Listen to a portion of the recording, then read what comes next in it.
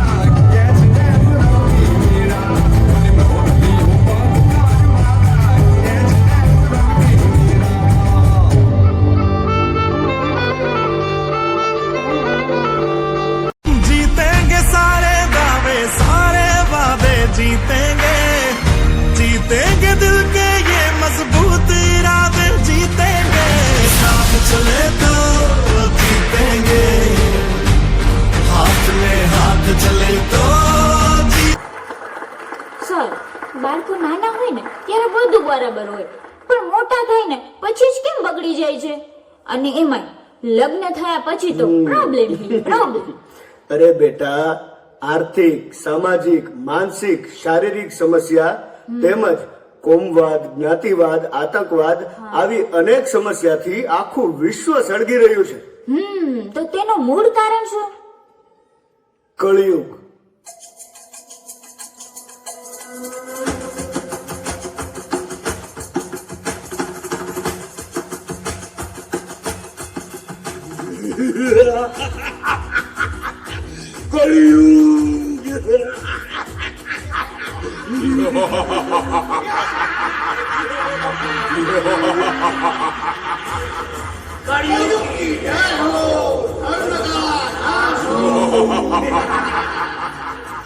महाराज, मैंने सबको मोहित कर दिया है. सब कर्तव्य भूलकर केवल मजे के पीछे भागेंगे. दिन रात पैसे पैसे करेंगे. पैसा, प्रतिष्ठा, पावर और रूप का अहंकार करेंगे. भगवान को भूल जाएंगे. रात को जागेंगे, दिन को सोएंगे.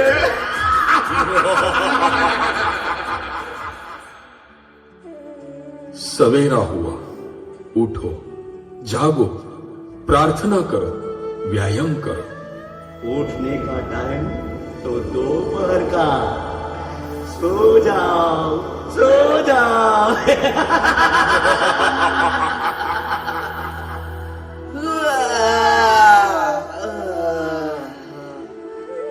तन को ताकतवर बनाना है, पौष्टिक आहार लो।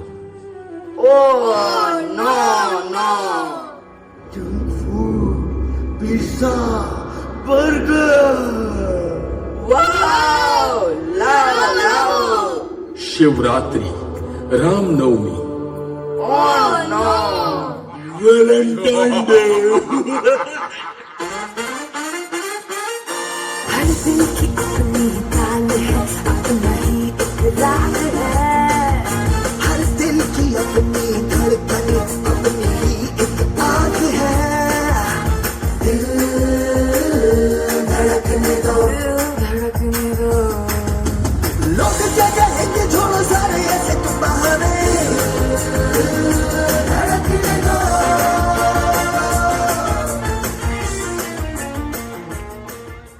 पढ़ो। तुम्हें पढ़ना है, कैरियर बनाना है, आगे बढ़ना है। Mobile, TV, movie, fashion, yes sir. Rajkot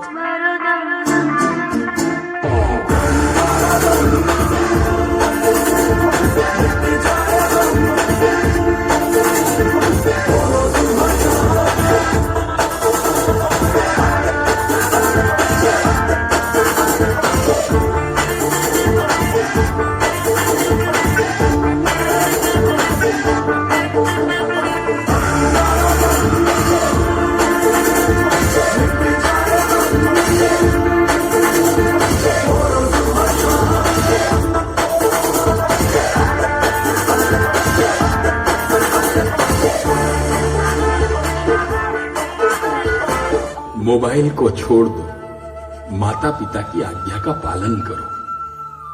सब एक दूसरे पे क्रोध करेंगे, क्रोध ही क्रोध। बस पापा, आपकी रोक टोक मुझे बिल्कुल पसंद नहीं है। अगर आगे कुछ भी कहा तो अच्छा नहीं होगा, समझे? झुकेगा नहीं। झुकेगा नहीं। सुनो सुनो, डिसिप्लिन में रहो, क्लास में ध्यान दो। चुप, फीस भरते हैं, मुफ्त में नहीं पढ़ते हैं। मैं चाहूँ वैसा करूँगा। बेरोजगारी। मैं कुछ नहीं कर सकता, मुझसे कुछ नहीं होगा। निराश न हो बच्चे, तुम कर सकते हो। तुम कुछ नहीं कर सकते, बेकार हो तुम, बेकार। आर्थिक समस्या, महंगाई, बेरोजगारी, चोरी, डकैती, साइबर क्राइम। तुम्हारे साथ महाराज होता है। तुम्हें कोई समझता नहीं, सब स्वार्थी है। तुम भी स्वार्थी बनो, तुम अकेले हो। सामाजिक समस्या, डाइवोर्स, घरेलू हिंसा, कोमवाद।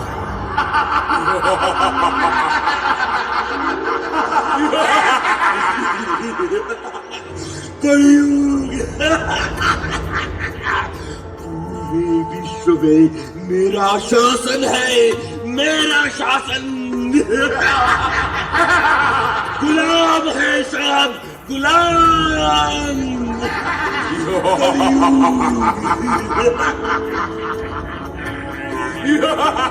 સર આ કળિયુગ તો વિશ્વના ખૂણે ખૂણે ઘૂસી ગયો છે, તો આની સામે કોણ લડે? હાર કે જીતનો ખેલ નથી. રમત એ માત્ર હાર કે જીતનો ખેલ નથી. એ તો શિસ્ત અને સમર્પણનો સુમેળ છે. એ તો શિસ્ત અને સમર્પણનો સુમેળ છે. જે મેદાનમાં ઉતરે છે તે જ ઇતિહાસ રચે છે. જે મેદાનમાં ઉતરે છે તે જ ઇતિહાસ રચે છે. બાકી દુનિયા તો પ્રેક્ષક બનીને જ બેસે છે. જે કારકિર્દીમાં ટોચ ઉપર છે એવા સાયન્સ વિભાગના, કે જે પોતાના ભણતરથી ડોક્ટર અને એન્જિનિયર આ દેશને આપે છે, તેવા અમારી શાળાના સાયન્સ વિભાગના શિક્ષક એટલે હિરેનભાઈ બારિયાને હું વિનંતી કરું કે તેઓ જે વિદ્યાર્થીઓએ ખેલ મહોત્સવમાં તેમજ GKEQમાં રાજ્ય કક્ષાએ સ્થાન પ્રાપ્ત કર્યું છે તેમને સન્માનિત કરે. હિરેનભાઈ બારિયા.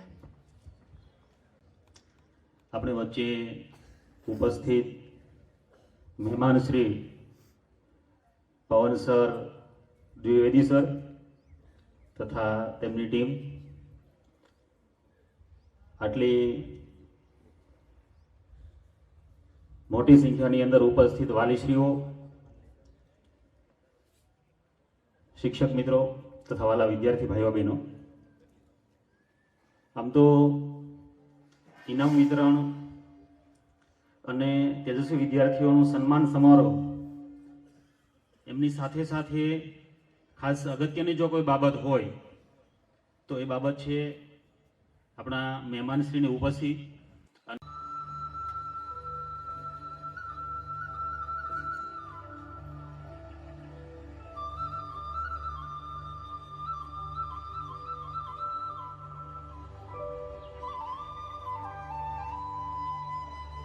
ખૂબ ખૂબ આભાર.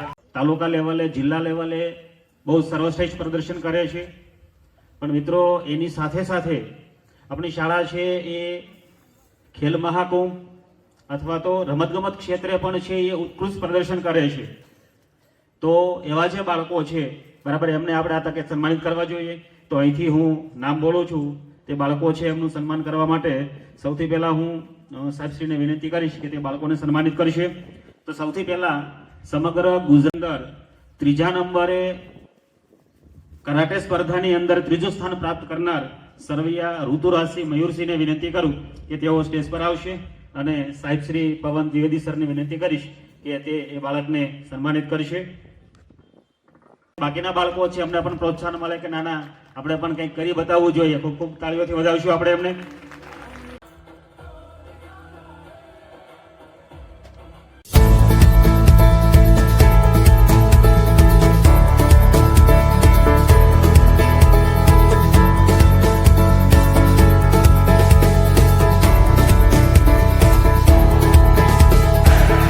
અશાંત થાય ત્યારે સાચું યુદ્ધ અંદર જ જન્મે છે, અને એ યુદ્ધ જીતવાનો માર્ગ પણ આપણું મન જ બતાવે છે.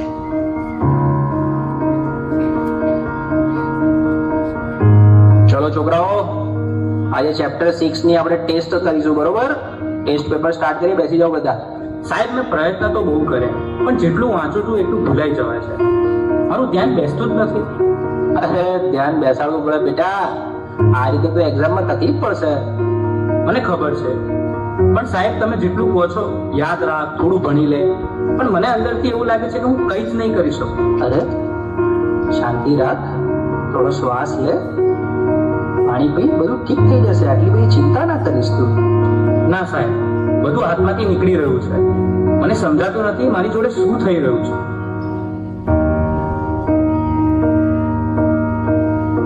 તું ક્યારે વાતને સિરિયસલી લેતો જ નથી. દરેક વાતમાં મજાક. હું તારી સાથે હંમેશા ફસાઈ જાઉં છું. અરે પણ હું શું બોલ્યો હવે? આપણે સામાન્ય વાત તો કરતા હતા. તને આ બધું ઓકે અને મજાક લાગે છે, પણ જે વસ્તુ મને નથી ગમતી એને પણ તું મજાક માને છે. હવે સહન નથી થતું. અરે આટલી નાની વાતમાં આટલું બધું રિએક્ટ કેમ કરે છે? આજે તું કંઈક અજીબ જ બિહેવ કરી રહ્યો છો. શું થયું? મને પોતે જ સમજાતું નથી. બસ મારું મગજ હવે ચાલતું નથી. મને યાર થોડો સમય એકલો રહેવા દે. બેટા, સ્કૂલમાંથી આવી ગયો? ખાવાનું રેડી છે? ચાલ પહેલા ખાઈ લે, પછી થોડું રિવિઝન કરી લઈએ. બસ મને રિવિઝન, હોમવર્ક, માર્ક્સ, દરેક વાતમાં તમે ભણવાનું કેમ વાત લઈ દો છો? એના સિવાય બીજી કઈ વાત જ નથી હોતી તમારી પાસે. અરે એમાં હું ખોટું શું બોલી? હું તો તને ફક્ત મદદ કરવાની કોશિશ કરી રહી છું. મદદ કે પ્રેશર? હું સવારે ઉઠું ત્યારથી રાત સુધી મારી ઉપર બસ કામ કામ કામ. અરે મને શ્વાસ તો લેવા દો. મને તો આવું ક્યારેય ના લાગ્યું કે તને આવું લાગે છે. તું ઠીક તો છે ને?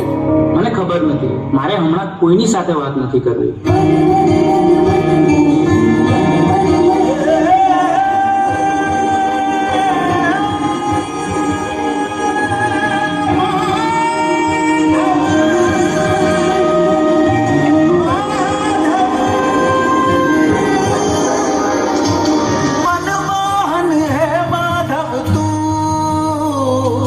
जीव तरतारू,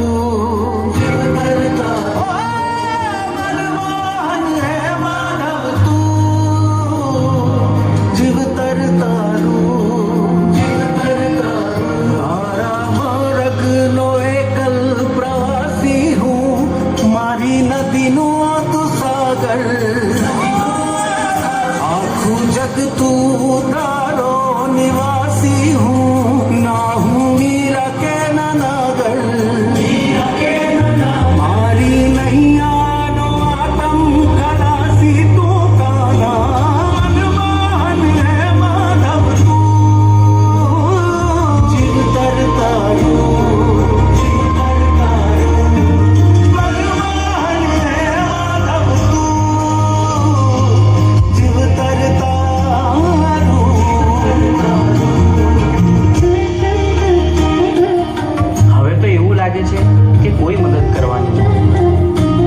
પણ નહીં.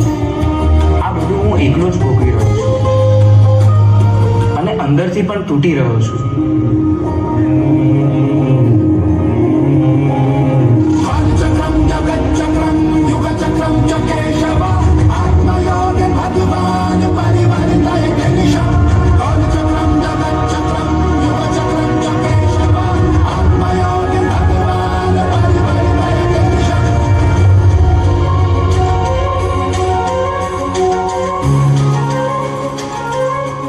શા માટે તું આટલો ગભરાઈ રહ્યો છે? તારી સામે કોઈ દુશ્મન થોડી છે. તું માત્ર તારા મનથી થાકી ગયો છે. મને ખબર નથી હું શું કરું. મારી સાથે દર વખતે ખોટું કેમ થઈ રહ્યું છે? તારી સાથે ખોટું નથી થઈ રહ્યું. તું પરિસ્થિતિઓને ખોટી રીતે જોઈ રહ્યો છે. તું સમસ્યાઓથી ઘેરાયો નથી, તું જવાબદારીથી ભાગી રહ્યો છે. તો હું આ બધામાંથી બહાર કેવી રીતે આવું? 3 વસ્તુઓ જીવનમાં હંમેશા યાદ રાખજે. સત્ય બોલ, ભલે મુશ્કેલ લાગે. ધીરજ રાખ, કારણ કે ડર હંમેશા છેલ્લે ભાગી જશે. પોતાને દોષ ન દે. બદલાવ લાવવા તું પૂરતો છે. તારા અંદર જે પ્રકાશ છે તેને જાગૃત કર. બાકી બધું પોતે જ ઠીક થવા લાગશે.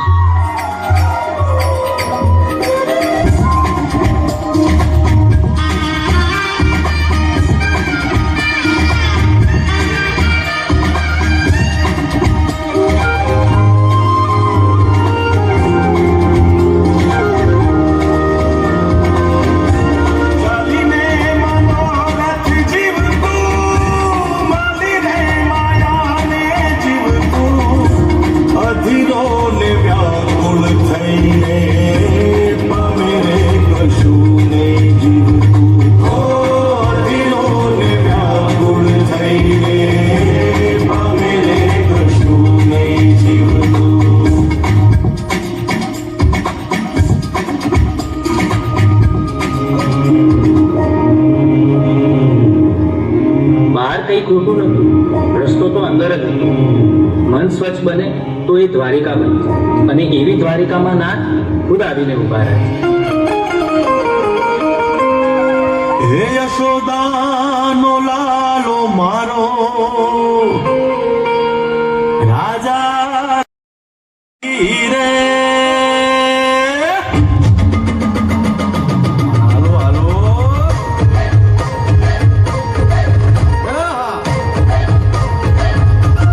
આવી જાઓ આવી જાઓ.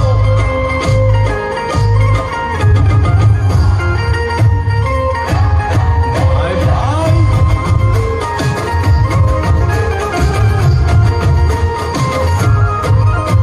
એ દ્વારકાનો નાથ મારો રાજા રણછોડ છે. એણે મને માયા લગાડી રે. દ્વારકાનો નાથ મારો રાજા રણછોડ છે. એણે મને માયા લગાડી રે. એણે મને માયા લગાડી મારા વાલા. એણે મને માયા લગાડી મારા વાલા. હારે મને માયા લગાડી રે.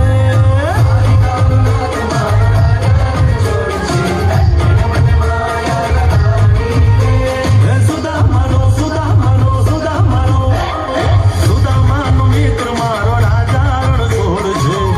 એણે મને માયા લગાડી રે.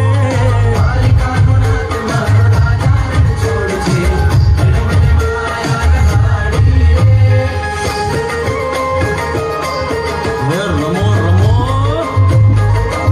આ મોરલી વાળા શ્રી રાધે.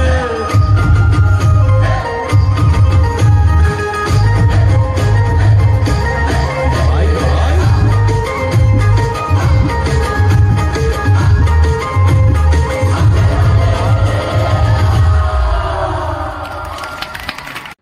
व्यासेन ग्रथितां पुराणमुनिना मध्ये महाभारतम् अद्वैतामृतवर्षिणीं भगवतीमष्टादशाध्यायिनीं सुन्दधां भगवद्गीते भवद्वेषिणीं नमोऽस्तुते व्यास विशालबुद्धे फुल्लारविन्दायतपत्रनेत्र येन त्वया भारततैलपूर्णः प्रज्वालितो ज्ञानमयः प्रदीपः.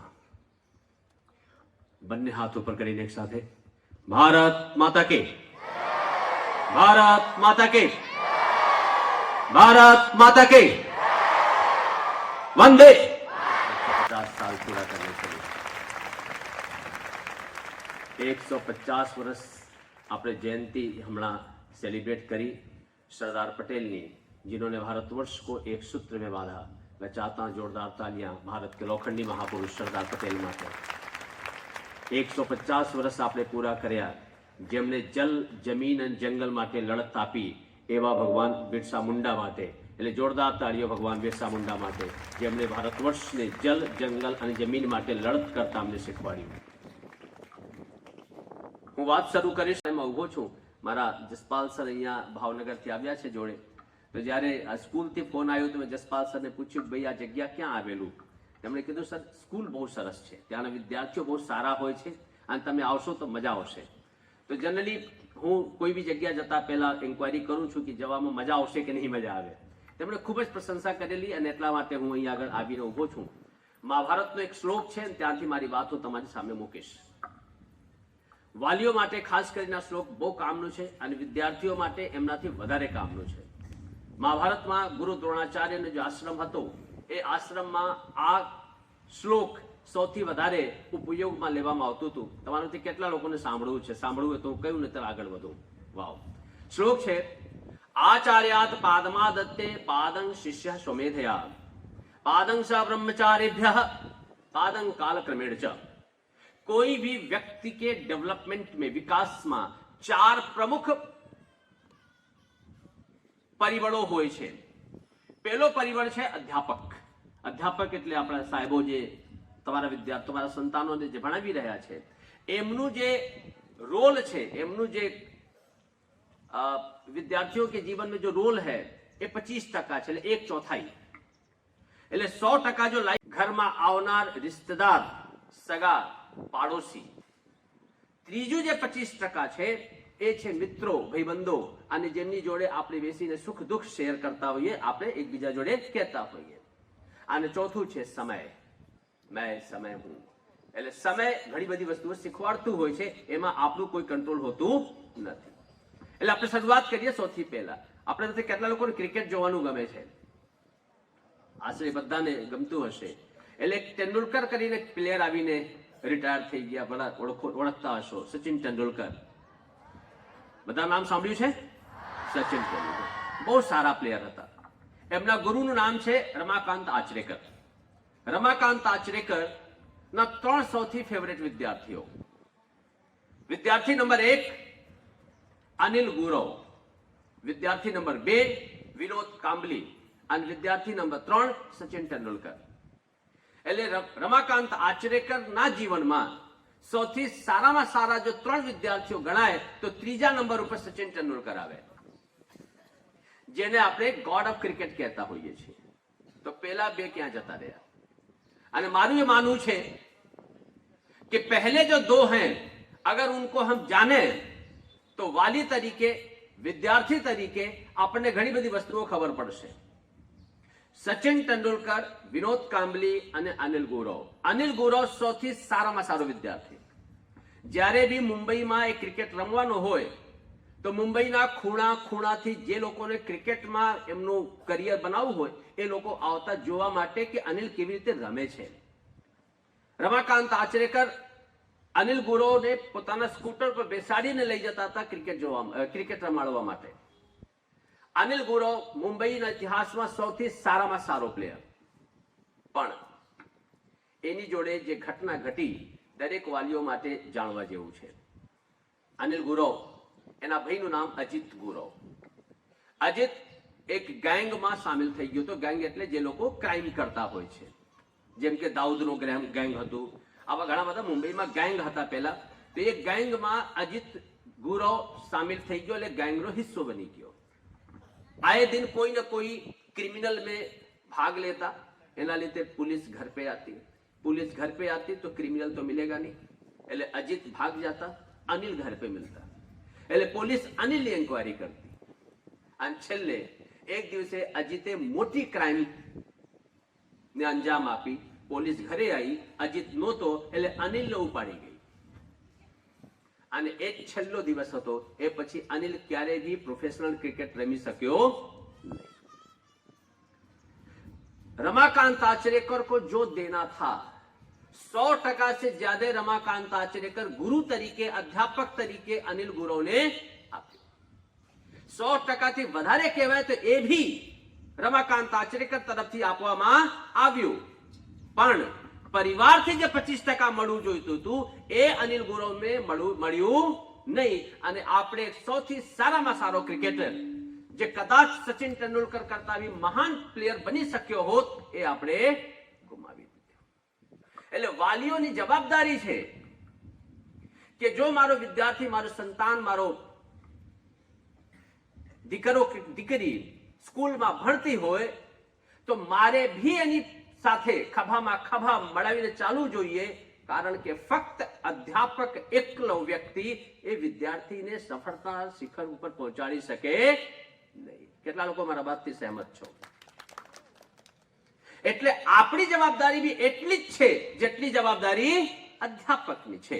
તમે લોકોએ તીર જોયું હશે, એરો તીર આપણે જે ચલાવતા હોઈએ તો તીરના જે ઉપરનો હિસ્સો હોય એમાં 3 ખૂણા છે, ઉપર 1 અને નીચે 2. ઉપર વાળો જે ખૂણો છે એ તમારો સંતાન છે અને નીચેના જે 2 ખૂણા છે એક જગ્યા અધ્યાપક ઉભો છે અને બીજી જગ્યા વાલી ઉભા છે.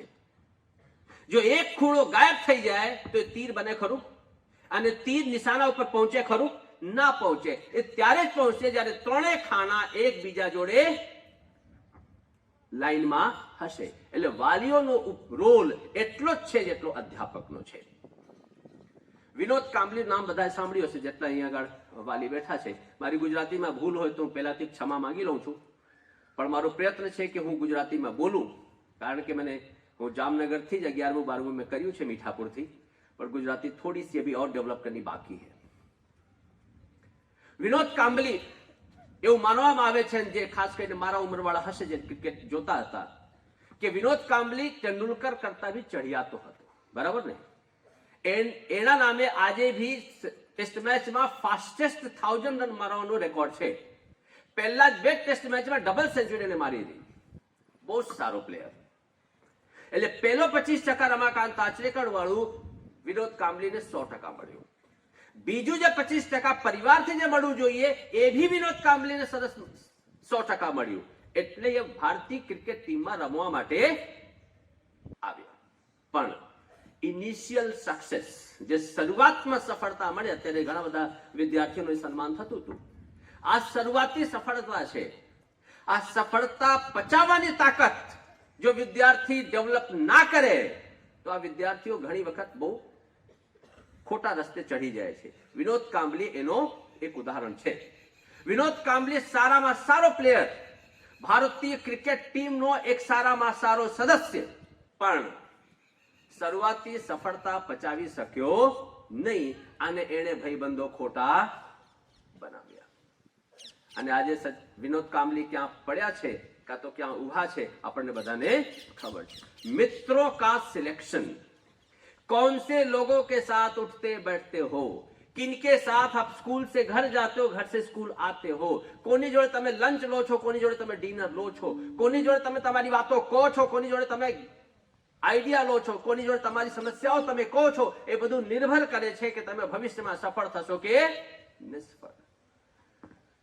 અનિલ ગુરવ, સચિન તેંડુલકર અને વિનોદ કાંબલી મારફતે હું જો તમને કહેવા માંગતો હતો કે દરેક વ્યક્તિના ડેવલપમેન્ટમાં આ ત્રણેયનું સમન્વય અને બેલેન્સ હોવું જરૂરી છે. આપણે અત્યારે દુનિયાની 4થી ઇકોનોમી બની ગયા છીએ. દુનિયાના 70 કરોડ, ભારતમાં 70 કરોડ યુવાઓ રહી રહ્યા છે અને આખી દુનિયાને ખબર છે કે ભારત આવનાર સમયમાં અમેરિકાથી બી ચડિયાતો બનવાની તૈયારીમાં છે. અને કોઈ ભી યુરોપિયન, કોઈ ભી આ ભૂરિયા માણસો સ્વીકાર કરી શકે નહીં કે ભારત એમના ઉપર સામ્રાજ્ય કાં તો શાસન કરે. એટલે એ લોકો આખું ચળવળ ચલાવી રહ્યા છે કે કેવી રીતે ભારતને આપણે બરબાદ કરીએ. અને એમને ખબર છે कि भारत को लड़ाई के मैदान में हरा नहीं सकते. उनको पता है कि हम भूखे रह लेंगे पर स्वाभिमान के साथ समझौता नहीं करेंगे. तो એમની પાસે એક જ તરીકો છે, આ લોકોને કેવી રીતે બગાડવા. જો આ બગડી જાય તો એ લોકોને શાસન કરવાની જરૂર નથી, આપણે પરમાનન્ટ ગુલામ રહીશું. અને એનો પહેલો હથિયાર છે મોબાઈલ ફોન. આ મોબાઈલ ફોન અમને સુવિધા માટે આપવામાં આવ્યો નથી, આ મોબાઈલ ફોન અમને વર્ષ સુધી ગુલામ રાખવા માટે બનાવવામાં આવ્યું છે. આપણને ડિસાઈડ કરવાનું છે વાલી તરીકે કે અમારે સૌથી પહેલા ભગવદ્ ગીતા ભગવાન શ્રી કૃષ્ણ કહે છે યદ યદ આચરતે શ્રેષ્ઠસ્ત તત તત દૈવેતરો જના. जैसा जैसा श्रेष्ठ लोग आचरण करते हैं वैसा ही वैसा दूसरे लोग अनुकरण करते हैं. घनी वक्त विद्यालय अમને અપ્રોચ કરતું હોય, જસપાલ સર અમને અપ્રોચ કરતા હોય કે સ્કૂલ બોલાવે છે કે વિદ્યાર્થીઓને મોબાઈલનું એડિક્શન થઈ ગયું છે, નશા થઈ ગયું છે, ટેવ પડી ગઈ છે, તમે આવો વિદ્યાર્થીઓને સમજાવો. મને જ્યારે તક મળે અને વાલીઓ જોડે મારે વાત કરવાનું થાય તો મને એવું કહેવાનું મન થાય કે વિદ્યાર્થીઓને ટેવ પડી છે કે નહીં એ મને ખબર નથી, પણ વાલીઓને ટેવ પડી છે આ ચોક્કસ છે. જ્યાં સુધી આપણે નહીં ડિસાઈડ કરીએ કે મોબાઈલનો ઉપયોગ મારા ઘરમાં મારા જીવનમાં કેટલું હશે ત્યાં સુધી આપણે વિદ્યાર્થીઓને સમજાવવાનો કોઈ અધિકાર નથી. આપણને સમજવું પડશે કે મારે મોબાઈલનો ઉપયોગ કેટલું કરવાનું. મારું એવું માનવું છે કે વાલીઓ અને ઘરમાં ખાસ કરીને ઉમ્રદાર વ્યક્તિઓ મોબાઈલમાં વધારે ટેવમાં જતા રહ્યા છે. સાચું ખોટું? આપણે ત્યારે જ બીજાને સંભાળી શકશું જ્યારે પોતે સાચવીશું. મારું બાંધને હાથ જોડીને આપને નિવેદન છે કે સૌથી પહેલા આપણે અમે જયારે ભણતા હતા ત્યારે ટેલિવિઝન હતું અને ત્યારે સ્કૂલોમાં વાત છોકરાઓ ટીવી બહુ જુએ છે. હવે અમે સ્કૂલેથી ઘરે જઈએ તો પછી મમ્મી બેહીને ટીવી જોતા હોય તો ક્યાં સુધી આપણાથી સચવાય? આપણે બી બેસવું જ પડે, કારણ કે મમ્મી બેઠા છે એટલે અમારે ધર્મ નિભાવવું પડે. મમ્મી જોડે મારે બી બેસવું પડે. એટલે અમારા વાલીઓ ટેલિવિઝન બાંધીને આમ ઉપર મૂકી દેતા હતા કે 11મું 12મું છે, 10મું છે છોકરાનું, એટલે ટીવી જોવું કોઈ સિરિયલ જોયું તો બાજુના ઘરમાં જઈને જોયે. અને ઘણી વખત બાજુવાળા બી અવાજ ઓછું રાખે કે બાજુમાં છોકરો છે ને 11મા 12મામાં છે, 10મા ધોરણ. સાચું ખોટું? આપણે સાચવવું પડશે કે કેવી રીતે સ્ટેપ બાય સ્ટેપ આપણે આગળ વધીએ. મારું બંને હાથ જોડીને નિવેદન છે દરેક વાલીને કે અમે સૌથી પહેલા મોબાઈલનો ઉપયોગ થાય તો સમાજમાં થાય તો સ્કૂલને અપ્રોચ કરો કે એક સેશન વાલીઓ માટે રાખો કે મોબાઈલનો ઉપયોગ કેવી રીતે કરાય. આપણે જાણતા થઈશું તો આગળ બીજા લોકોને સમજાવીશું. મોબાઈલનો ઉપયોગનો તમને હું નાનકડું ઉદાહરણ આપું. 2019 થી 2021 વચ્ચે 2019 से लेकर 2021 के बीच में भारत में 13.13 એટલે આશરે 13.5 લાખ છોકરીઓ લાપતા થઈ. 13.5 લાખ 3 વર્ષમાં. એ ક્યાં છે? કેવી પરિસ્થિતિમાં છે? જીવે છે? મરી ગઈ? મારી નાખવામાં આવી? વેચાઈ ગઈ? વિદેશમાં છે? આપણા દેશમાં છે? કઈ પરિસ્થિતિમાં છે? કોઈ રેકોર્ડ નથી. જો સમય સાથે આપણે સાચવીશું નહીં તો આ વિદેશી તાકાતો આપણને બરબાદ કરવા માટે બધી ગોઠવણ કરીને બેઠા છે. આપણે નિર્ણય લેવાનો છે કે ગોઠવણમાં આપણે અટવાવું છે કે એમાંથી નીકળીને આપણે આપણી સંતાનો, આપણા સમાજ, આપણા રાષ્ટ્રને આગળ લઈ જવું છે. એના માટે આપણે સામૂહિક પ્રયત્નો કરવા પડશે. સાચું ખોટું? હવે ત્રીજી વસ્તુ કહું. આમાંથી કેટલા લોકો વિદ્યાનગરમાં ભણ્યા છો? હશે, એકાદ બે તો હશે જ. જ્યારે અમે વિદ્યાનગર ભણવા ગયા, કારણ કે હું વિદ્યાનગર ભણતો હતો તો અમે હોસ્ટેલમાં રહેતા. હું 14 વર્ષ હોસ્ટેલમાં રહ્યો છું. તો ઘણી વખત એવું બનતું હોય કે આપણે ખેતી કામ કરતા હોઈએ, કાં તો હોસ્ટેલમાં રહ્યા હોઈએ, કાં તો આવી મજૂરી કામ કરતા હોઈએ, તો આપણને ઘણી વખત જમવાનું નહોતું મળતું તો આપણે માવા ખાવાનું અને તમાકુ ખાવાનું અને બીડી પીવાની આવી ઘણી બધી ટેવો પડી ગઈ. આપણી ઈચ્છા નહોતી છતાંય ટેવ પડી ગઈ. અમે હોસ્ટેલમાં રહેતા હતા, 2 ટાઈમ જમવાનું મળતું તો 3 ટાઈમ ભૂખ લાગતી, એટલે ટાઈમ અમે ચા પીને કામ ચલાવતા હતા. ભૂખ મારું તો પડે, ચાની ટેવ પડી ગઈ. પણ સમય સાથે ચા અમે છોડી. જે ત્રીજી આપણી વિરુદ્ધ સૌથી મોટું અભિયાન ચાલી રહ્યું છે વાલીઓ, એ આપણે જો સામૂહિક તરીકે જેની સામે ચળવળ નહીં ચલાવીએ તો તૈયાર રહો કે અમે જે પરિસ્થિતિ જોવા માટે તૈયાર થઈ રહ્યા છીએ કદાચ આપણી આંખોથી આપણે જોઈ શકીશું નહીં. અને એ છે નશા, એડિક્શન, ગાંજા, ડ્રગ્સ, લીકર. આ બધું આપણા સમાજમાં હતું નહીં. અમારી પેઢી જે અહીંયા બેઠી છે, હું તમારામાંથી જ છું, અમારું લાવેલું છે. અને અમારી જવાબદારી છે ધરતી છોડીએ પહેલા ભારતને અમે દરેક પ્રકારના નશા મુક્ત બનાવીને જઈએ એ આપણી જવાબદારી છે. અને મારું છે કે દરેક વાલીને પોતાની જાતને આંખ બંધ કરીને જોવાની જરૂર છે કે જો હું માવો ખાતો હોઈશ તો મારો છોકરો એનાથી એક કદમ આગળ જશે. હું બીડી પીતો હોઈશ તો મારો છોકરો એનાથી એક કદમ આગળ જશે. આપણે નશા મુક્ત સમાજની સંરચના ચેરિટી બિગિન્સ એટ હોમ. સૌથી પહેલા શરૂઆત મારાથી કરવું પડશે. સાચું ખોટું? વિદ્યાર્થીઓ, દેશમાં અનેકો ચળવળો ચાલે છે. એક ચળવળ, કેટલા લોકો માનો છો કે માર્ક્સનું જીવનમાં કોઈ અર્થ નથી? યસ, પાછળ વિદ્યાર્થીનીઓ બેઠી છે. કેટલા લોકો માનો છો માર્ક્સનો કોઈ અર્થ નથી? બહુ સરસ.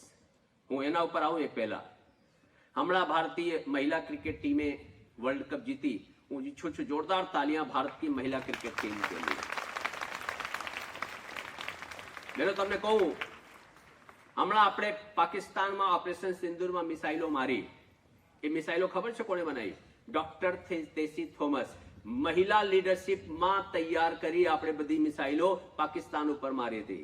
महिलाओं मिसाइल बनाई, औरतों ने मिसाइल बनाई थी, मिसाइल हमने पाकिस्तान पे मारी थी. मैं चाहता हूं डॉक्टर टेसी थॉमस के लिए जोरदार तालियां. जिन्होंने मिसाइल मारी, शिवांगी सिंह राफेल पायलट उड़ाती है. 1 घंटे में 2200 किलोमीटर, 1 मिनट में 35 किलोमीटर. 1 मिनट में आई थी भावनगर. 35 किलोमीटर 1 मिनट में જે ટ્રાવેલ કરે છે એવી શિવાંગી સિંહ જેવી हमारी फाइटर प्लेन की पायलट हुए, मिसाइल पाकिस्तान पे मारी. मैं चाहता हूं शिवांगी सिंह जैसी पायलट के लिए जोरदार तालियां.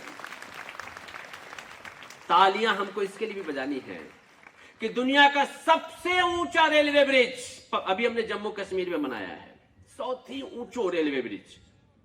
आनो रेलवे ब्रिज जिसने बनाया उनका नाम है डॉक्टर माधवी लता.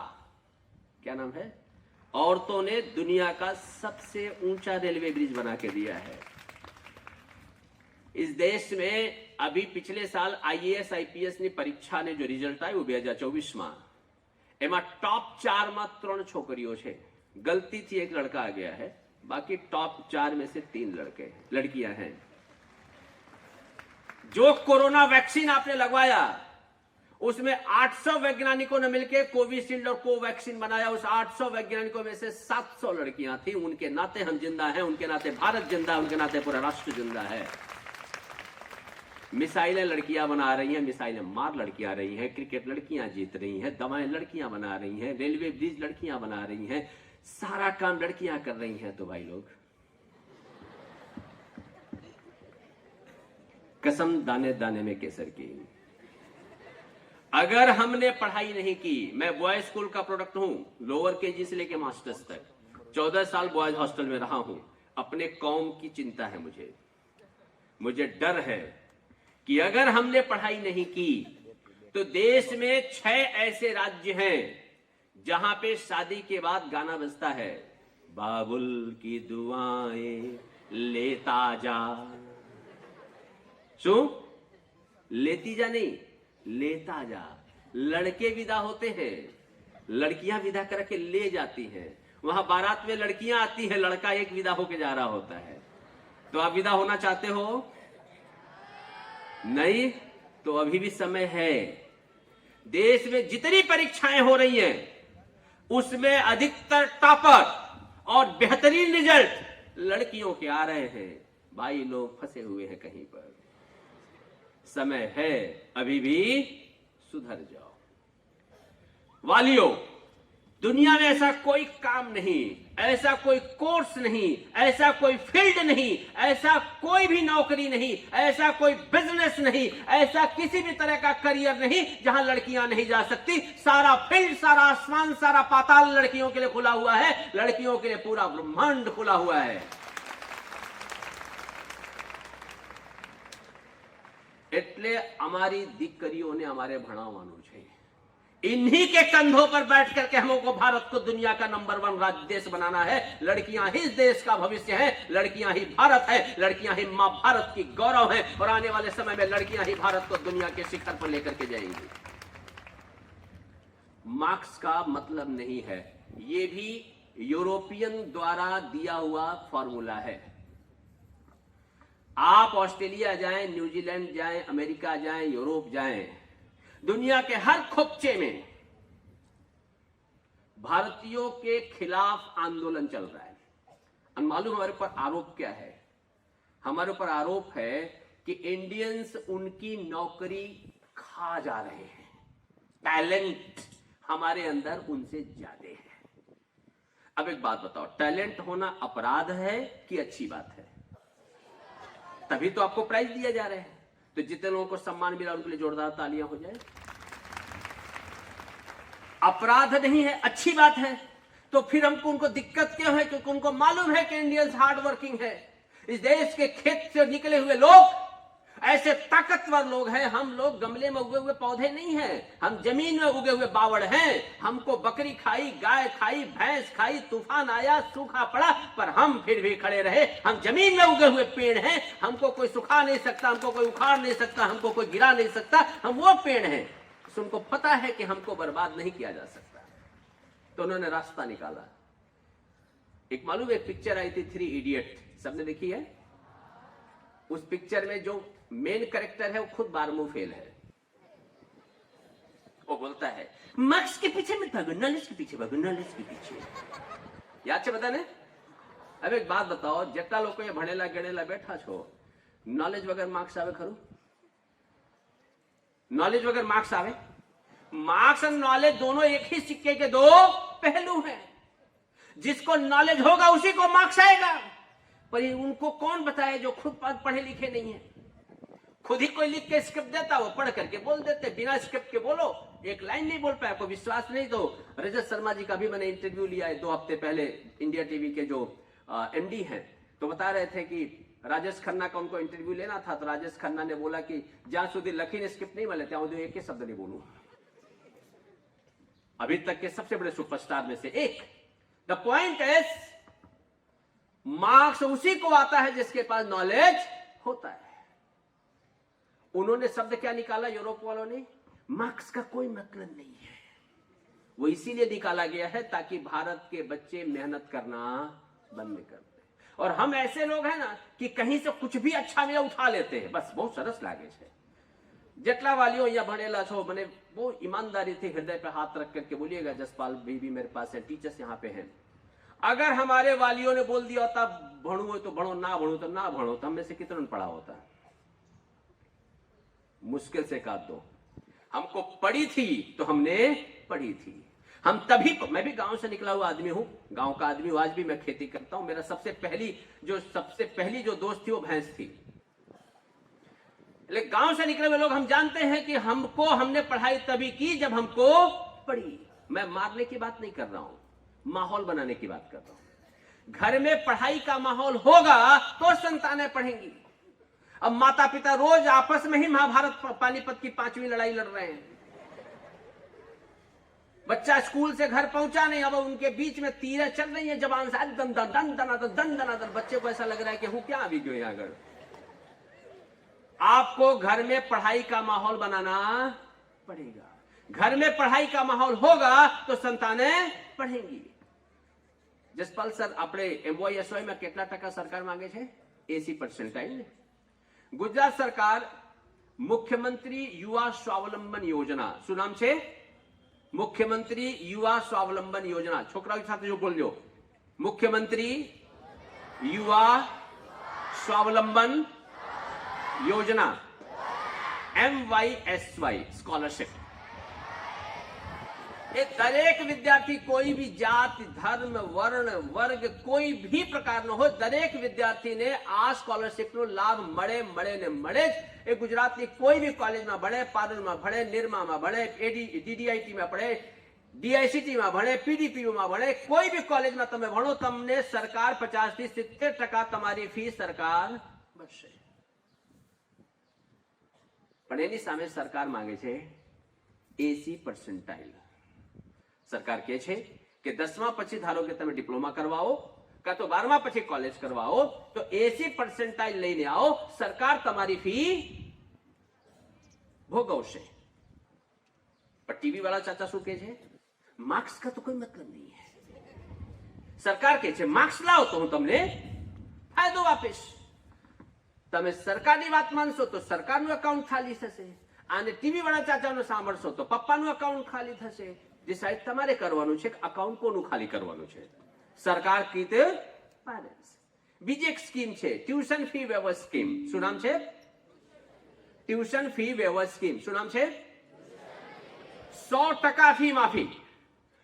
100% ₹1 તમારે ફી આપવાની જરૂર નહીં, પણ સરકાર ટોપ 2% લોકોને આપે છે.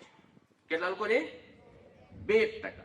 એટલે ऊपर के 2% लोगों को सरकार देती है. હવે 2% કેવું ડિસાइड થતા હશે? ફોટા જોઈને ना, वार जोइने, सिल्की बाल है इसको दे देते हैं, नहीं तो इसका नाक लंबा है इसको दे देते हैं. आंखें देख के देते होंगे? नहीं तो क्या देख के देते होंगे? मार्क्स. એટલે સરકાર કહે છે માર્ક્સ લાવો તમારું 100% ફ્રી. અને ટીવી વાળા ચાચા શું કહે છે? માર્ક્સ કા તો કોઈ મતલબ ही नहीं है. એટલે આપણે લખવાની ટેવ પાડવી, વાંચવાની ટેવ પાડવી. જેટલું ભણશું એટલું માર્ક્સ. गलत जवाब. पढ़ने से मार्क्स नहीं आते. कितने लोग मानते हो मेहनत करने से मार्क्स आते हैं? मेहनत करने से, कठिन परिश्रम करने से, अतिशय कठिन परिश्रम करने से मार्क्स आते हैं. गलत जवाब. मार्क्स आता है लिखने से. किसे? किसे? આપણી એક્ઝામ લેખિત પરીક્ષા છે, તો જેટલું સરસ લખશો એટલું માર્ક્સ. તમને બધું આવડતું હોય, તમે લખો જ નહીં તો માર્ક્સ આવશે ખરું? તો માર્ક્સ નથી આવશે. આપણે લખશું તો માર્ક્સ. जो लिखेगा वही एग्जाम में दिखेगा. जो लिखेगा वही, जो लिखेगा वही, जो लिखेगा वही. दिखना है तो लिखना. जितना ज्यादा लिखोगे उतना ज्यादा लिखना पड़ेगा. જે લોકોએ આજથી 15 વર્ષ પહેલા, 20 વર્ષ પહેલા 12મું પાસ કર્યું છે, એમને યાદ હશે 11મા 12મામાં મેં લીથો લઈ આવતા કિલો ને કિલો, અને પછી એકબીજા જોડે વાતો કરતા કે મારા તો 3 કિલો લીથા ભરાઈ ગયા. ફાધર વાલેસના ગણિત સોલ્વ કરતા 3 કિલો 5 કિલો. અમે એવું નહોતું પૂછતા કે તમને કેટલા કિલો લીથા ભરાયા. લખવાની ટેવ પાડવી પડશે. जितना ज्यादा लिखोगे उतना ज्यादा एग्जाम में दिखोगे. एग्जाम में मार्क्स लाना जरूरी है. पर कारण તમને કહું, અત્યારે ભારત વર્ષમાં 4,500 થી વધારે કરિયર વિકલ્પો છે, પણ 100 માંથી 77 એવા લોકો છે જે લોકોને માત્ર 6 જ વિકલ્પ ખબર છે. એટલા માટે હવે કાઉન્સેલિંગની બી જરૂરિયાત ઊભી થઈ છે. તમને એક્ઝામ્પલ આપું. કાલે મને દ્વારકાથી મારો એક ભાઈબંધ છે, તો એના નાના ભાઈની દીકરી માટે ફોન આવ્યો હતો કે એ શું ભણવું જોઈએ એને.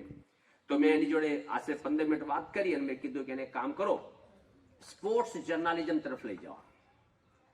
છોકરીને સ્પોર્ટ્સ ગમે છે, ટેબલ ટેનિસ રમે છે, લોન ટેનિસ રમે છે, લેંગ્વેજ સારું છે, સમાજ વિદ્યા બહુ સારું છે.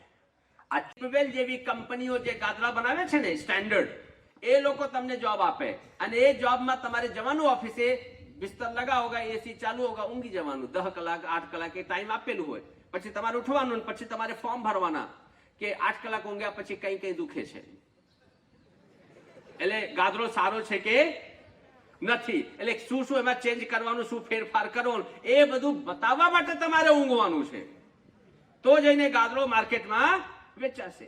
એટલે ઊંઘવા. તમારે કેટલા લોકો એવા બેઠા છો જેમને આમ બારીમાંથી વાદળો જોવાના પૈસા મળે? આમ બારીમાંથી વાદળો જોવાના, ઉપર બાદલ, નીચે બાદલ, બાદલ ही बादल, चारों तरफ बादल ही बादल. કેટલા લોકોને વાદળો જોવાના પૈસા જોઈએ છે? ઘણા બધા વાલીઓને બી મન થાય છે કે હાથ ઉપર કરું, પણ બહુ મોડું થઈ ગયું છે. Too late for this birth and too early for next. આ જીવન માટે બહુ મોડું છે, આવતા માટે બહુ અર્લી છે. દેશમાં આવનાર 10 વર્ષની અંદર 40,000 પાયલટ્સ જોઈએ. કેટલા? 40,000 પાયલટ. એટલે જે હવાઈ જહાજ. હવે એની પાસે કામ શું હોય? બાદળ જ જોવાના હોય ને બારીમાંથી. ऊपर बादल, नीचे बादल, दाहिने बादल, बाएं बादल, ऊपर बादल ही बादल देखना है. बादल देखने के साल का 1 करोड़ रुपए पगार है. વર્ષના 1 કરોડ પગાર. અને નોકરી શું છે? વાદળ જોવાના. એના માટે આવડવું શું છે? તમારાથી કેટલું? 9મું, 7, 8, 9 નું ગણિત, 7, 8, 9 નું વિજ્ઞાન, 7, 8, 9 નું અંગ્રેજી આવડતું હોય તો તમે પાયલટની પરીક્ષા પાસ કરવા માટે તૈયાર છો. બીજી વસ્તુ, તમારું વિજ્ઞાન ગણિત અને અંગ્રેજી ત્રણે બરાબર હોય અને આંખ ઉપર ઢક્કન ના હોય તો તમે ક્વોલિફાઈડ છો. ઢક્કન એટલે ચશ્મા. ક્યાં? આ ચશ્માના બે કારણ હોય, કાં તો પારિવારિક હોય, આનુવંશિક, અને કાં તો તમે મોબાઈલ જોઈને લાવ્યા હશો, કાં તો તમારું જે જમવાનું છે એ વ્યવસ્થિત કરવાની જરૂર છે. ચશ્મા અગર હટા દો તો तुम क्वालिफाइड. अच्छा, કેટલા છોકરા છોકરીઓ ટેટુ બનાવડાવી લીધું છે? ટેટુ માલુમ હે લિખવાતે આઈ લવ માય મમ્મા. પછી ઘણા બધા આમ નાગ બનાવડાવે, આમ નાગ આમ અહીંયા બનાવે, પછી અહીંયા બનાવડાવે. कितने लोगों ने टैटू बनवा लिया है? टैटू सब एक दूसरे को देख रहे हैं. मैं अभी से बता देता हूं क्योंकि गांव के बच्चे जब शहर आते हैं ना तो उनको शहरी बनने का बड़ा शौक चलता है. हार्दिक पांड्या टाइप की मैं कुछ मॉडर्न हो जाऊंगा, छपरी बन के घूमूंगा. जिस दिन शरीर के किसी भी जगह पर टैटू बनवाया, ध्यान से सुनना, आपने सिर्फ यूं छोटा सा कुछ भी लिखवाया, टैटू बनवाते ही गुजरात सरकार की 75% नौकरीओमांथी तमे लायकात नथी એટલે ડિસ્ક્વોલિફાઈડ, અને દેશની 80% नौकरीओमांथी ડિસ્ક્વોલિફાઈડ. टैटू सरकार चर्मरोग मानती है. क्या मानती है? क्या मानती है? क्या मानती है? मैं अभी से इसलिए बता रहा हूं ताकि बाद में बनवाने के बाद मेरे पास मत आना. દેશની જેટલી બી નોકરીઓ છે એમાં એક અગત્યનો પરિબળ હું તમને કહેવા માંગુ છું. ધીરે ધીરે મારી વાત હું ખતમ કરીશ. તમે કેટલા એવા બેઠા છો જેમને એવું છે કે મારે એવી ભણતર કરવું છે કે ત્યાંથી તરત જ મને ગવર્મેન્ટ જોબ મળે, સરકારી, અને સીધા પ્રાઇમ મિનિસ્ટર ઓફિસ મને ફોન કરીને સાંજે પૂછે કેમ છો, મજામાં છો ને? હા, એટલે કોલેજનું નામ છે નાઇસર. શું નામ છે? NISER. શું નામ છે? એક બીજું નામ બોલો, આઈસર. IISER. NISER. ત્રીજું લખો CUET. શું નામ છે? આવી દેશમાં ઓછામાં ઓછું 20 જેટલી પરીક્ષાઓ છે જે 12મા પછી આપવામાં આવી છે, અને પરીક્ષાઓ જો છોકરાઓ પાસ કરે ને તો એને ઓછામાં ઓછું 28 થી લઈને 80 લાખ રૂપિયા સુધીનો પગાર મળે વર્ષનો. અને સામે ખર્ચો કેટલો ખબર? ખર્ચો એટલે તમારે વર્ષે 25,000 ફી આપવાના, અને સામે સરકાર તમને 60,000 સ્કોલરશીપ આપે. એટલે પોકેટ ખર્ચ બી તમારે આપવાની જરૂર નહીં, વિદ્યાર્થીઓને સરકાર જ આપે. અને ત્યાંથી ભણ્યા પછી તમને કાં તો ન્યુક્લિયર સાયન્ટિસ્ટ એટલે પરમાણુ વૈજ્ઞાનિક તરીકે તમે ઓળખાવો, કાં તો તમે તમે એવા કેટલા બેઠા છો જે ક્યારેક કોઈ બી ઓપરેશન થિયેટરમાં દાંત કઢાવવા માટે કાં તો કોઈ હાડકાના ઓપરેશન માટે બધા ગયા છો હોસ્પિટલમાં કોઈ भी कारण થી गया हो. ओके, धारो के कोई आदमी है जिसको दांत उखड़वाना है, दांत, और दांत के डॉक्टर के पास जाए और दांत एनेस्थेसिया दिए बिना दांत उखाड़े तो दांत के डॉक्टर के मुंह में दांत बचेगा? हाँ के ना? नहीं. तोड़ी फोड़ी नाखशो? एनेस्थेसिया वगैरह दांत काढ़ी सके खरो? तो जिस आदमी ने उस एनेस्थेसिया की शोध की उसने कितने करोड़ लोगों की सेवा की, कल्पना કરી શકો ખરા? આને કહેવાય વૈજ્ઞાનિક. શું કહેવાય? વૈજ્ઞાનિક. તમારે બધી બધા ક્યારે બી કોઈ બી બીમારી માટે દવા લેવા જશો ને, એક દવા પેરાસિટામોલ હશે ને હશે જ. એ પેરાસિટામોલ જેને શોધ કરી એને કેટલા કરોડ લોકોની સેવા કરી, તમે કલ્પના કરી શકો ખરા? जो डॉक्टर भगवान है तो वैज्ञानिक भगवान के ऊपर सुपर भगवान है.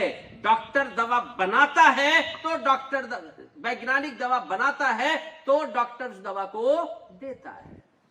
वैज्ञानिक સૌથી સારામાં સારો જોબ કરિયર પ્રોફાઇલ છે. મારું માનવું છે કે દરેક વિદ્યાર્થીને વૈજ્ઞાનિક બનવા માટે આગળ વધવું જોઈએ. આનાથી સારો કરિયર હોઈ શકે.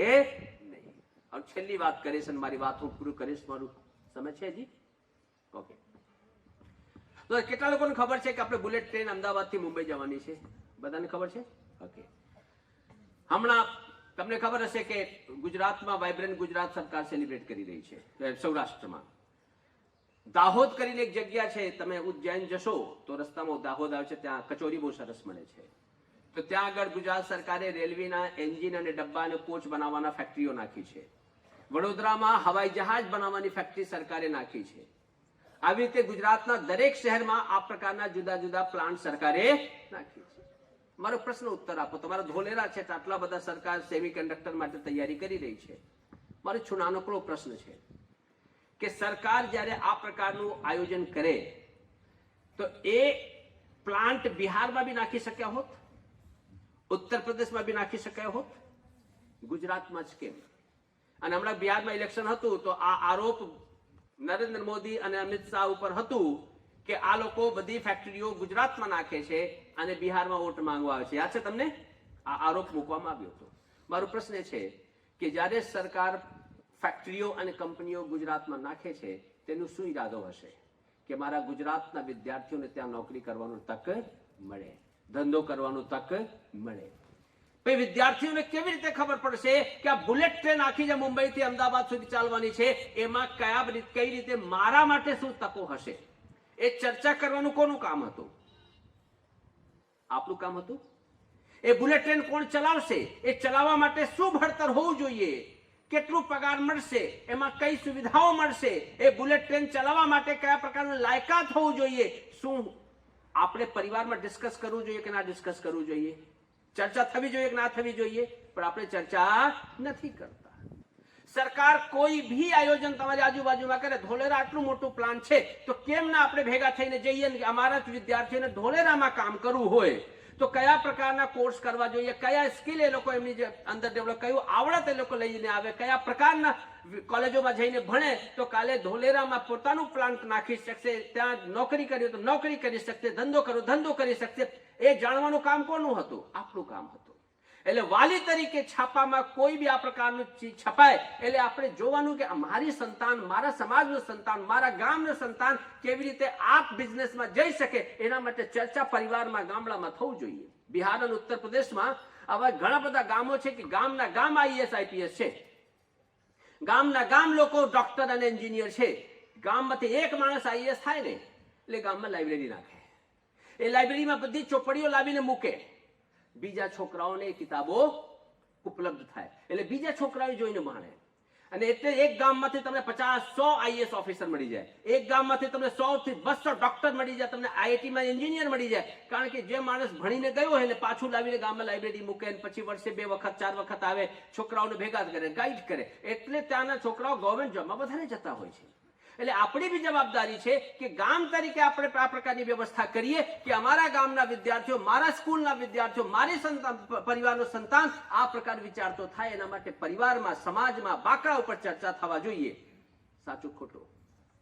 અને એટલા માટે હું વાત પૂરું કરું એ પહેલા ભગવદ ગીતા ભગવાન શ્રી કૃષ્ણ કહેતે યાંતિ દેવતા દેવાન યાંતિ પિતૃતા ભૂતાન યાંતિ ભૂતેજ્યા યાંતિ મધ્યોજનોપि में माम. हे अर्जुन, जो जिसको अपना रोल मॉडल मानता है उसके जैसा हो जाता है.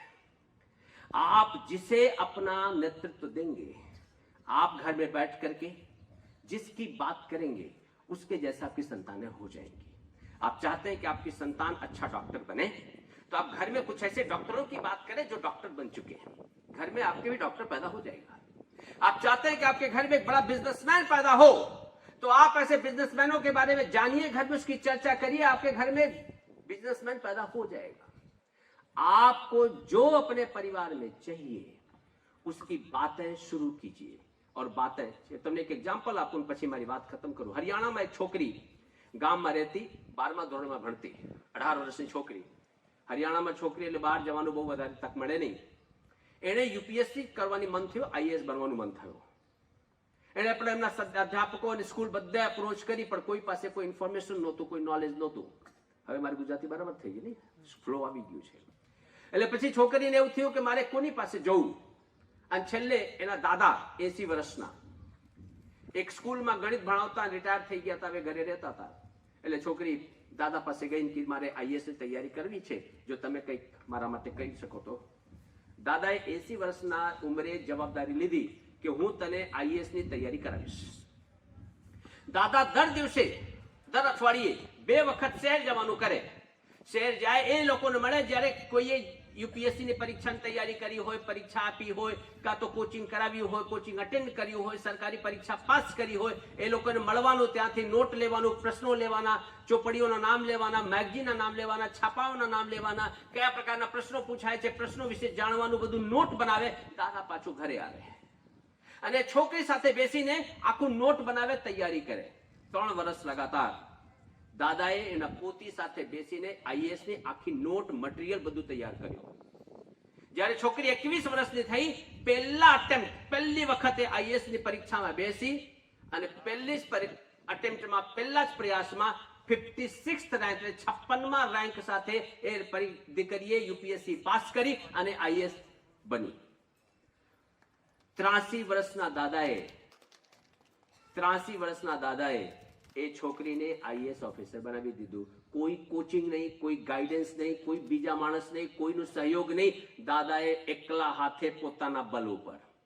આ સંતાનોને સપોર્ટની જરૂર છે, સહયોગની જરૂર છે, ખુલ્લા મને એમની સાથે બેસવાની જરૂર છે. તમે બેસશો, એમની જોડે વાતો કરશો, એમને સમય આપશો, તો मैं दावे के साथ छाती ठोक के कहता हूं आपकी संतान को आप जो चाहते हो बनने के लिए तैयार हैं. એટલે જ અમે એને जनरेशन Z कहिए છીએ, जनरेशन अल्फा कहिए છીએ. ये वो पीढ़ी है जिनको ज्ञान नहीं चाहिए, साथ चाहिए. इनको बातें नहीं चाहिए, सहकार चाहिए. इनको आपका पैसा नहीं चाहिए, इनका आपका प्यार चाहिए. आप समय निकालें, जितना हो सके, आधा घंटा, 1 घंटा, जब भी घर पे हो, એમની સાથે બેસો, વાતો કરો. જે જાણીને આવો એમને કહો. ક્યારેક તમે લઈને એવી જગ્યાએ જાઓ જ્યાં આ બધી વસ્તુઓ થાય છે. મારી પારુલ યુનિવર્સિટી વડોદરામાં છે, દરેક પ્રકારના કોર્સ છે. હું બધાને સંતાનો જોડે તમે આવો, તમે જુદી જુદી કોલેજ, હું એમ નથી કહેતો અમારે ત્યાં એડમિશન લેવા આવો, જોવા આવો, તમે મળાવો લોકોને કે કયા કોર્સ કર્યા પછી શું થાય છે. પછી જ્યાં ભણવું હોય ત્યાં જઈને ભણે. રાજકોટમાં ઘણી બધી યુનિવર્સિટીઓ છે, ભાવનગરમાં યુનિવર્સિટીઓ છે, જામનગરમાં છે, અમદાવાદમાં છે. તમે લઈને જાઓ, યુનિવર્સિટીઓ બતાવો, ફેક્ટરીઓ બતાવો, જુદી જુદી જગ્યાએ લઈ જાઓ. ના રેફરન્સ મળતું હોય તો સ્કૂલના અધ્યાપકોને મળો, એ લોકો તમને કોન્ટેક્ટ કરશે. જે વિદ્યાર્થીઓ ભણીને જતા રહ્યા છે, સારી સ્કૂલોમાં, કોલેજોમાં ભણી રહ્યા છે, નોકરીઓ કરે છે, એ લોકો જોડે તમે તમારા સંતાનોને મળાવો, અધ્યાપકો જોડે. અને જ્યારે બી સ્કૂલથી આવું કંઈક આવે કે વાલીઓની મીટિંગ છે, દુનિયાનું કોઈ બી કામ હોય બધું છોડીને સ્કૂલમાં આવવાનું.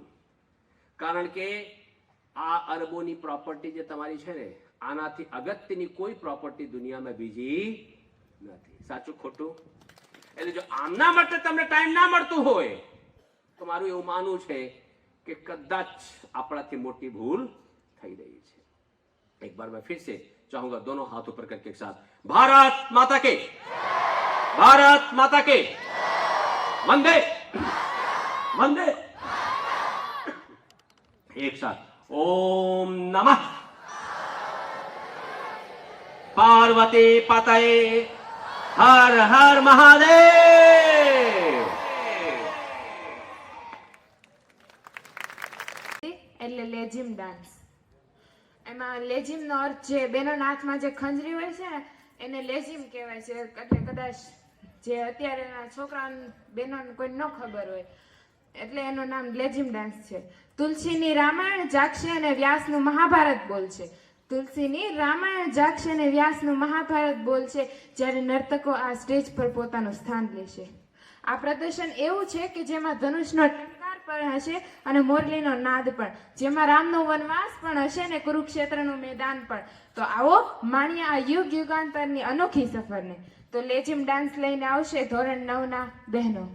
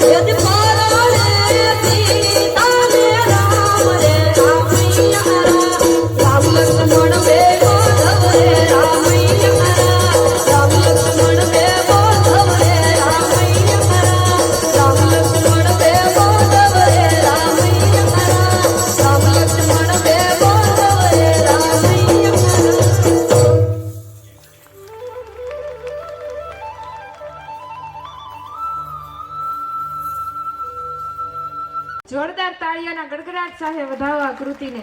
આ કૃતિ આપણને 2026ના જ્ઞાન પ્રતિભા પર્વમાંથી ત્રેતા યુગ અને દ્વાપર યુગમાં જાણે લઈ ગઈ હોય તેવો અનુભવ થતો હતો.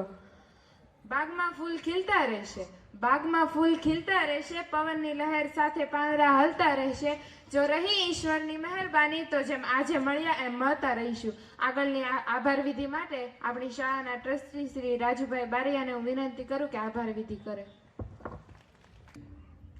છતાંય વાત કરવાની કે વાલી મીટિંગનો સમયાંતરે હેતુ એવો હોય છે કે ખરેખર આપણે સાચા શૈક્ષણિક વાલી બની શકીએ.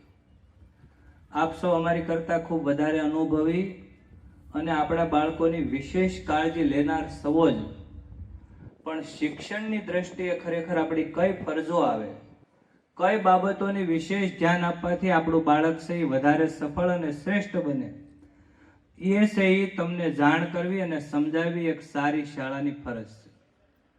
એ ફરજના ભાગરૂપે વારંવાર સમયાંતરે વાલી મીટિંગનું આયોજન કરી અને આપ સૌને બોલાવવામાં આવે છે. તમને દરેક વાલીને જ્યારે રજીસ્ટ્રેશન થયું ત્યારે એક છે એ થેલીમાં એક બુકલેટ આપવામાં આવેલી છે.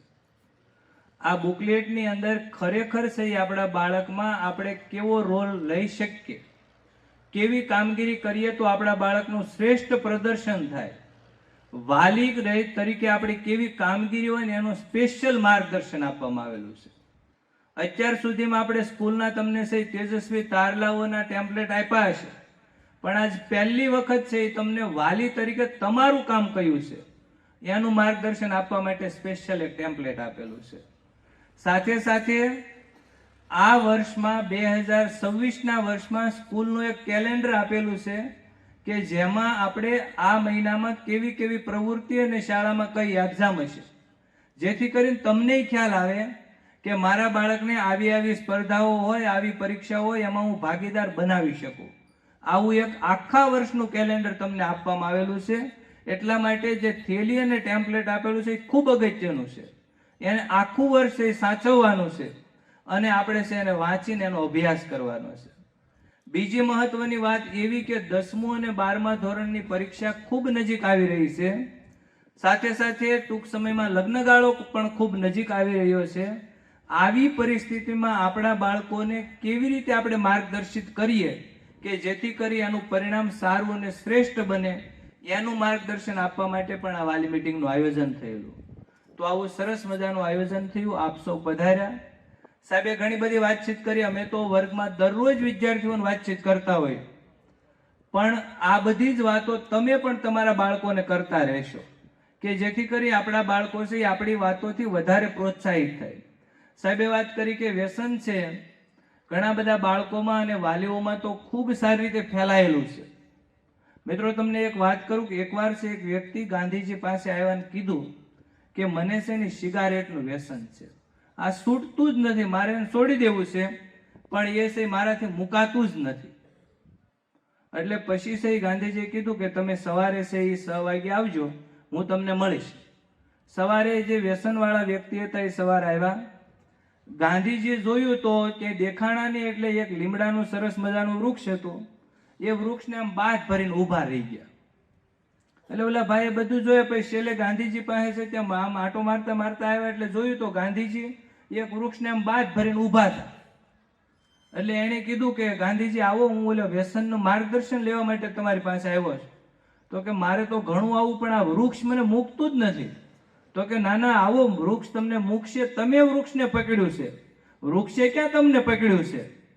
તો એને કીધું હું તને એ જ સમજાવવા માંગુ છું, ત્યાં વ્યસનને પકડ્યું, વ્યસને ક્યાં તને પકડ્યું છે, તું મૂકી દે તરત છૂટી જશે વ્યસન. એમ મૂકવાની જરૂરિયાત આપણે છે, આપણને નથી પકડ્યું વ્યસને, આપણે વ્યસનને પકડી રાખ્યું છે. એમ આપણા બાળકોમાં આવી ટેવો ન આવે એના માટે આપણે પણ વ્યસન મૂકવું પડશે, આપણા બાળકોને માર્ગદર્શન આપવું પડશે. આ 3 દિવસ પછી સ્કૂલમાં ટૂંકમાં 13 તારીખ, 14 તારીખ અને 15 તારીખ 3 દિવસની ઉત્તરાયણ પર્વ નિમિત્તે રજા છે. ખૂબ મોટી રજા કહેવાય. આ 3 દિવસની રજા પછીથી 16 તારીખે પ્રિલિમ પરીક્ષાનું પહેલું પેપર છે. એટલે જેથી કરી આપણા બાળકોને છે એ આ 3 દિવસના સમય દરમિયાન તહેવારનો આનંદની સાથે સાથે શૈક્ષણિક પ્રવૃત્તિ પણ થતી રહે એ જોવાની પણ આપણી એક જવાબદારી છે. એની પણ આપણે સૌ વિશેષ કાળજી લઈએ. એ માટે સરસ મજાનું વાલી સંમેલનનું આયોજન છું. આપ સૌ ખૂબ વિશાળ સંખ્યામાં હાજર રહ્યા, અમારા માટે ખરેખર આનંદની વાત અને ગર્વની વાત છે. શરૂઆતમાં એવું બને કે આપણા વાલીઓ અને આપણી પરંપરા મુજબ આપણે મોડા જ આવીએ, પણ પછી આવી જાય એ નક્કી જ વાત છે વાલી તરીકે કે ભાઈ કાર્યક્રમ છે એ ચાલુ હોય ગમે ત્યારે પણ આપણે કાર્યક્રમમાં પહોંચી જઈએ છીએ. એટલે આવ્યા એટલે આપ સૌનો ખૂબ ખૂબ આભાર. ફરીવાર સ્કૂલનું જ્યારે આવું આમંત્રણ મળે ત્યારે આપ આપનો કિંમતી સમય આપી અને પધારો એવી અપેક્ષા સાથે આ કાર્યક્રમ અહીં પૂર્ણ જાહેર કરીએ છીએ. વિદ્યાર્થીઓને આખો દિવસ ભણવાનું છે આજે અને રોકાવાનું છે, એટલે તમે તમારી રીતે તમારા વાહનમાં જશો અને અમારા બાળકો છે એ સ્કૂલે જ્યારે 5 વાગે રજા પડશે ત્યારે સ્કૂલની વ્યવસ્થા મુજબ જ આપના ઘરે પહોંચશે. એટલે આપણે આપણા બાળકોને સાથે લઈ જવાના નથી. બાળકો પોતાની રીતે સ્કૂલની બસમાં આવવાના છે. જે વિદ્યાર્થી મિત્રો હોસ્ટેલમાં અભ્યાસ કરે છે એ ભાઈઓ અને બહેનોને એના બાળકો પોતાની સાથે લેતા જશે. એનું પેપર છે એ લેવાઈ ગયું છે. બાકીના વિદ્યાર્થીઓને ટેસ્ટ અને પરીક્ષા લેવાની છે, એટલે એ બાળકો છે એ 4:30 સુધી સ્કૂલમાં ભણશે. હોસ્ટેલવાળા વિદ્યાર્થીઓ છે એને એના વાલીઓની સાથે જવાનું છે. બાકીનો વિદ્યાર્થીનો રેગ્યુલર કાર્યક્રમ આપણો હવે રાબેતા મુજબ શરૂ રહેવાનો છે. ફરી આપનો આભાર. અસ્તુ. જય હિન્દ, જય ભારત.